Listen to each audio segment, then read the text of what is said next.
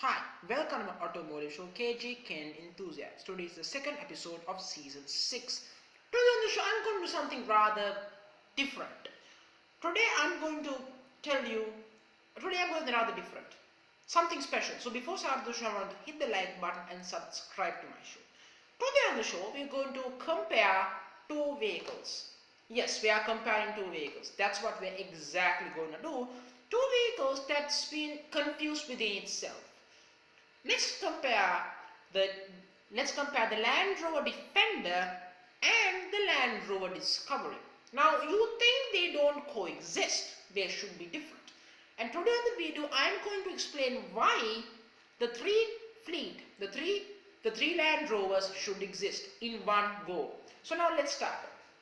Now as we talked about the Discovery being a history lesson.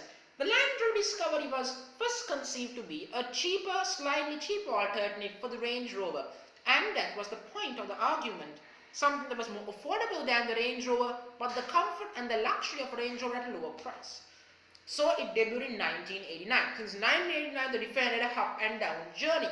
It began with absolute success, with no questions were asked. Brilliant. Then towards the late part of the 90s, the Discovery declined because of poor reliability. I don't know why it's a concern. I don't understand. Then in the mid 2000s, it went down to an utter low before the Discovery 3 came along and got the Discovery back on the success, back to its natural form. Brilliant. And ever since then, the Discovery has been top of the rank, selling well and being at the glory, basking at the glory. Now, a history lesson of the Defender. The Defender replaces the Defender Series 3s and etc. To begin with, for almost 30 plus years, the Defender was a body-on-frame, rugged, mid-size SUV with absolute no comfort whatsoever. It was actually worse, really. But of course, the all-new Defender is a monocoque crossover with more off-road capabilities than a Jeep Wrangler, but posh as a Range Rover Sport and has 3 rows of seating, but still retains the character of what a Defender should be. Classic, stylish and modern. Modern retro, the infamous word. Now as we talk about the two existence, now you might think how the two history is similar. Not really. Now let's talk about the Defender first of all. The new Land Rover Defender is available in many different engine options, from 4-cylinder diesels, inline-6 diesels, 4-cylinder petrols, inline-6 petrols, plug-in hybrids, V8 petrols, and even more faster versions will be coming in the foreseeing future. There are 3 models available: 90, 110, 130, and the 130 is coming in the next 18 months according for Land Rover. Something to deeply consider here. Now I might not have pictures to show you what I'm doing the comparison today, but let me tell you this. The Defender is now making a very good statement. The Wrangler is for the off-road enthusiast, but for the Defender is for the rich person, for the high society person who wants to go off-road, doesn't quite want to, but wants to be assured the capabilities are there. The Discovery, on the other hand, is a family vehicle. Its job is to drop your kids to school. That's the point. Or a road trip vehicle. That's the purpose of the Discovery. Now the Discovery comes up with only few engine choices now. 4-cylinder diesels, 4-cylinder petrol engines, and of course the inline-6 petrol, which is the 360 horsepower inline-6. So you think from the offset, the Discovery and the Defender has now diluted itself by being the same segment. Because while the Range Rover Sport is not diluted, the Discovery is. Now the Discovery doesn't have much of the engine variety as the Defender. But it's fine, because it's a family vehicle, where the Defender is a family vehicle / enthusiast off-roader, which is a lot of words to explain, but you get my point, which is the case. Another thing to understand about the Defender and Discovery battle is that if you want a proper family vehicle, it's now tough.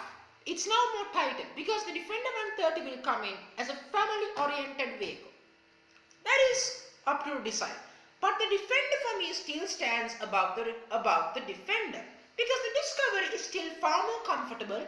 It's much more smaller, less rugged, and more family oriented, and that's what people want. The Defender is for the enthusiasts, as I mentioned, And if you think about it, the price wise, there is a major difference. Defenders cost up to $100,000 or even more. A Discovery maximum could be $70,000-$80,000 maximum. But again, well stay clear, very well far away from the Range Rover Sport, which goes to 130,000-140,000. That is the thing. In terms of driving experiences, I've seen many reviewers talking about it, but I would argue they drive no differently. None of them are sports cars, so technically they both should be fine. So in terms of driving experience. In terms of interior wise, the Defender might be more character for the interior design, rugged and luxurious, while the Discovery used to be, that is now more chic and luxurious. So for me, personal preference, I would say the Defender is better. But if you choose between the two, the both are wonderful options. They are great and it's a good thing to have. And also the thing about is the image. Now image is a major argument when you're spending on a Land Rover. It says you have good taste and that's the point. If you buy a Discovery, it's a family vehicle, but the ghastly rear end styling of the Discovery is unforgivable. Why they made the rear end so ghastly? And for the Defender, it has no design flaws. It's gorgeous, it's modern, it's retro. You can't complain. And that's the reality. Now, before I end the video, I want to put this way.